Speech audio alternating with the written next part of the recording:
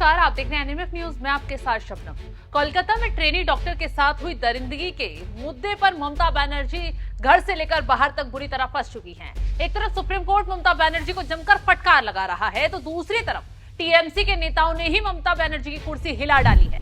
क्योंकि एक तरफ आरजीकर मेडिकल कॉलेज के डॉक्टरों और पूर्व प्रिंसिपल संदीप घोष की भूमिका की सीबीआई और ईडी जांच चल रही है, जिसमें तमाम चौंकाने वाले खुलासे हो रहे हैं जो ममता बनर्जी की जान के लिए जंजाल बन चुके हैं। तो दूसरी तरफ ममता बनर्जी की नीतियों से परेशान होकर उनके नेताओं ने साथ छोड़ना शुरू कर दिया है।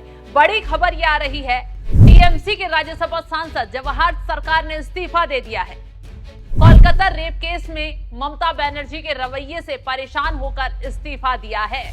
तो अब जैसे ही जवाहर सरकार के ममता बनर्जी को इस्तीफा भेजते हुए राजनीति छोड़ने का ऐलान किया, वैसे ही बंगाल की राजनीति में कोहराम मच गया। क्योंकि जवाहर सरकार अपने आप में एक बड़ा चेहरा है और राजनीति के दिग्गज भी हैं, क्योंकि उनके जाने से ममता बनर्जी घुटनों पर आ गई है। जवाहर सरकार ने इस्तीफा देते हुए क्या कुछ लिखा अपने इस्तीफे में, पहले ये बताते हैं। दरअसल जवाहर सरकार ने लिखा, मैंने पिछले 1 महीने से आरजीकर अस्पताल में हुई घृणित घटना के खिलाफ हर किसी की प्रतिक्रिया को धैर्यपूर्वक देखा है और सोच रहा हूं कि आप पुरानी ममता बनर्जी की तरह क्यों नहीं कूदती और सीधे जूनियर डॉक्टर से बात क्यों नहीं करती हैं। सरकार अब जो दंडात्मक कदम उठा रही है वो बहुत कम और बहुत देर से उठाए गए कदम हैं। राज्य सरकार से मोहभंग हो गया है, क्योंकि ऐसा लगता है कि राज्य सरकार भ्रष्टाचार और नेताओं के एक वर्ग के बल प्रयोग की रणनीति के प्रति बिल्कुल भी चिंतित नहीं है। तो जवाहर सरकार ने ममता बनर्जी की सरकार में पनप रहे भ्रष्टाचारियों पर भी तंज कसा।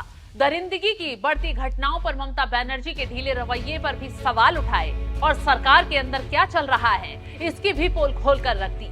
जैसे ही जवाहर सरकार ने बोलना शुरू किया, वैसे ही ममता बनर्जी घुटनों पर आ गई। जवाहर सरकार के आगे गिड़गिड़ाना शुरू कर दिया। उनका मुंह बंद रहे, इसके लिए ममता बनर्जी ने उनसे इस्तीफा वापस लेने की बात कही है, लेकिन जवाहर सरकार मानने को अब तैयार नहीं है। खैर, ये पहली बार नहीं है जब ममता की नाकामियों के खिलाफ जवाहर सरकार खुलकर बोले हों। इससे पहले टीएमसी पर कई मामलों में भ्रष्टाचार के आरोप लगे थे, तो उस समय भी जवाहर सरकार ने अपना मुंह खोला था। बता दें कि सिर्फ जवाहर सरकार ही नहीं, बल्कि उनसे पहले राज्यसभा के सांसद सुखेंदु शेखर रॉय भी कोलकाता रेप केस पर आवाज उठा चुके हैं। अब जैसे ही जवाहर ने इस्तीफा दिया, तुरंत सुखेंदु का ममता को घेरते हुए बयान सामने आ गया और उन्होंने बयान देते हुए कहा, मुझे लगता है कि जवाहर सरकार ने एक जागरूक व्यक्ति के तौर पर ये कदम उठाया है। इसमें से कोई भी समाज से बाहर नहीं है। हम कार्रवाई कर रहे हैं या मुद्दे उठा रहे हैं क्योंकि हम समाज में हैं।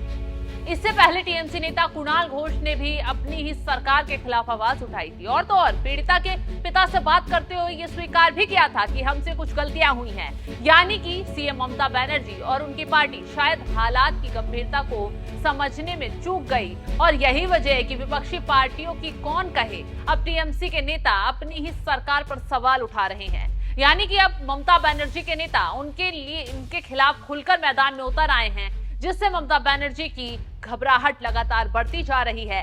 हालात तो ये हो गए हैं कि अब ममता बनर्जी के नेता उनके लिए काल बनकर उतर चुके हैं। कब ममता बनर्जी के हाथ से कुर्सी चली जाए ये कहा नहीं जा सकता। यही वजह है कि ममता बनर्जी की डबल टेंशन बढ़ती जा रही है। एक तरफ आरजीकर मेडिकल कॉलेज का मुद्दे में वो घिरी हुई हैं, तो दूसरी तरफ उनके नेताओं ने भी उनके खिलाफ मोर्चा खोल दिया है। फिलहाल इस खबर पर आपकी राय क्या है, हमें कमेंट कर जरूर बताएं।